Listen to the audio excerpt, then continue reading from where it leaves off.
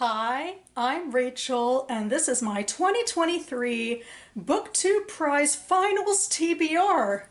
We are finally here at the last round of the 2023 BookTube Prize, which was started by Robert at Barter's Hordes. And I'll be linking to information down below, but to summarize, the BookTube Prize is the Literary Bookdernet's prize to choose the best in literary fiction and nonfiction published last year in the US. So we start with two long lists of 48 books apiece, and each round we have the list through judging ballots. And that leaves us in the final round with 6 books on each ballot for our finals. And we have 2 months to judge this round. And then in early October, we will see which books will medal and win first, second, and third places for literary fiction and nonfiction. So anyway, I've been taking part as an official judge in the prize for a few years now. Judging in both fiction and nonfiction. I took off the semifinals last round, but I'm back now for the grand finale. And a few days ago, Robert officially announced which of the books would make it to the finals round, and I will link to that video down below. And now I'm sitting here pretty about to judge fiction for the final round, which I'm excited about. I judged nonfiction for the first 2 rounds, and now I'm on to fiction. And before I give some preliminary thoughts on my ballot, I do have some stats. I've been keeping up with the long lists for both divisions ever since we voted, in fact, on which books would make it into the long lists, because back in January, Robert sent us contenders for both divisions, and we could vote for up to 20 of them to join the long list of 40. So to recap, of the 20 books I voted for in nonfiction and fiction, 12 books made it to the first round. And then after judging, in nonfiction, 7 books remained, and in fiction, 8 books remained. And then after the second round, in nonfiction, 1 book remained, and in fiction, 6 books remained. And finally, now, after the third round of the books I personally chose to make it onto the list this year, at least in nonfiction, that 1 book is still in the running. So that's exciting and a relief. And in fiction, 3 of the books are still in the running. And now I can go ahead and recycle these sheets. They've done their job this year.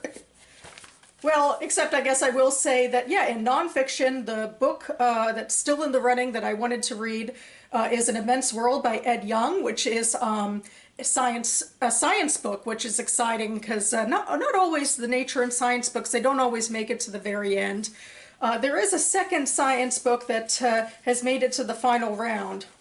And that one was Eating to Extinction, which I read in the quarterfinals, and I did not enjoy, apparently, as much as my other fellow judges. But I have also read 2 other books on the nonfiction finals list, which are still obviously in the running. I read them for the first round, the octafinals round, and those 2 are His Name is George Floyd, and the second one is The Escape Artist. They're both biographies, and I've been saying since the beginning I figured the George Floyd biography would make it far.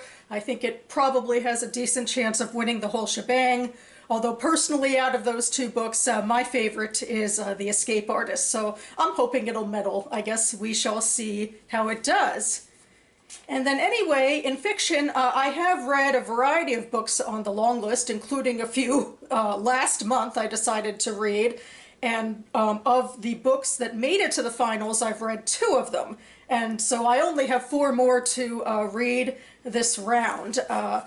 And I'll only be discussing everything in a vague preliminary manner because one of the rules of the BookTube Prize is we stay silent in our judging because we don't want to influence each other. We want everything to be our own opinions from our own reading experiences. But anyway, I can give some passing thoughts. So without further ado, I will start with a montage of the covers.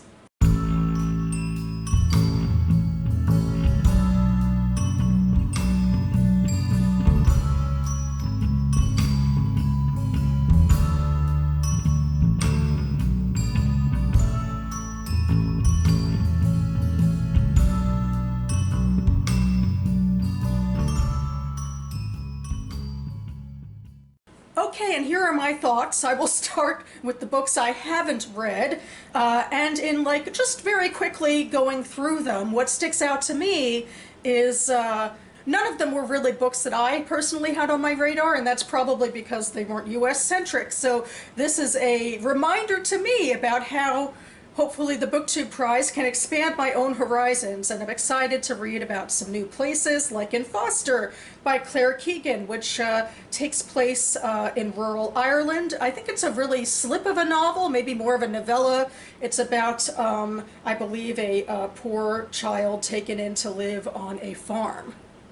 The second book on my list I'll talk about is Trespasses by Louise Kennedy, which takes place during the Troubles in Ireland, which is a period in history I don't know as much about as I could, so I am excited to learn about it through the lens of fiction, and I believe we'll be meeting a couple of different characters. I don't know if they'll be on different sides of the track or not. We shall see. But that does bring me to book number 3, which is Young Mungo by Douglas Stewart. Young Mungo is a book I voted for to be on the long list, but I kind of feel like I did it more out of duty because I know that Douglas Stewart is admired, especially in the BookTube Prize, where his book Shuggie Bain did very well the year that it was in the prize. And to be totally honest, I guess I was a little hesitant, worrying that maybe he's like the type of person who might write the same book over and over again, although I don't really have a lot of, merit to say that with. Sometimes I'm a little contrarian just because this book tends to be, one of the more favored books among the literary set. But anyway, it also takes place in Ireland, and it follows 2 young boys around who I believe come from different sides of the track, as it were. One is Protestant and one is Catholic. And beyond dealing with that, significant divide in Ireland, they are both also gay boys, I believe, in the 90s. So it's not all that accepted of an identity for them, but I believe we'll see how they do with that. It might be more even really on the nose or overt than Shuggie Bain was with its themes of homosexuality. So we'll see how it goes. I'll just skip over to the 2 books I have read now, just briefly, and talk about How High We Go in the Dark by Sequoia Nagamastu, which I can't say much about, but I can say what intrigues me about this book being on the finals list is that it's short fiction, or at least the closest will come, I think, to short fiction. This was the first year short stories were allowed on the fiction list, and unfortunately, as I figured, most of those short story collections were knocked off rather early. I think judges tend to have uneven opinions about short story collections, so unfortunately they rarely do as well as novels. But this one, in fact, is not only a short story collection, even if linked short stories, it also is very overtly science fiction, even if literary science fiction. So that's exciting too. It's pretty rare also for genre fiction in the BookTube Prize to make it that high. So I'll be excited to see where it ends up. And then the second book I read I actually read both of these just last month, so they are fresh in my mind, at least for judging. The second book I read was Demon Copperhead by Barbara Kingsolver, which is her grand retelling of David Copperfield through the lens of looking at an Appalachian boy and the opioid crisis of recent years in the U.S. So this has also been a big literary favorite, I should say. In fact, it was a co-winner of the Pulitzer Prize. And that brings me to our 6th and final book, which is Trust by Hernan Diaz. This is a book I haven't read yet. I just took a brief look at the summary, and it seems like one of those blazing historical fiction books where you're supposed to think grand thoughts about class and relationships through it, and it's about the glitzy 20s and all of that. But the big thing is, it is the second co-winner of the Pulitzer Prize, and that brings us to something significant that Robert wanted us to tackle with this prize, that we wouldn't be like a prize where there's a tie. He's worked very hard to make a system where 2 books can never win. We have to rank our books. We can't have, two favorites or anything like that, and I believe he always has odd numbers of judges to make sure that no matter how the ranking system goes, how it cumulatively goes, there can never be more than one winner. So in that way, it's like we can kind of succeed, perhaps, where the Pulitzer Prize failed, where we can actually choose between the two books to see which one actually for us will come out on top. For me personally, I'm not sure what that one will be yet. I guess I have some biased opinion since I have read one of them, although I haven't read the second one. And I can't tell you anything yet, but I certainly will be telling you which one is my favorite come October, when we can finally talk about how this whole judging enterprise goes. And that about covers it for me now. I will leave the Goodreads links for all 6 of these books linked down below in case you'd like to know more, but for me personally, I'm going mum now. I won't say much more about these books throughout the next 2 months except to hold them up during my am reading videos and tease that I am indeed reading them. So there we go, there we have it. We're already a significant way into August, so I'm glad that I only have to read 4 of these books, so I don't feel too behind yet.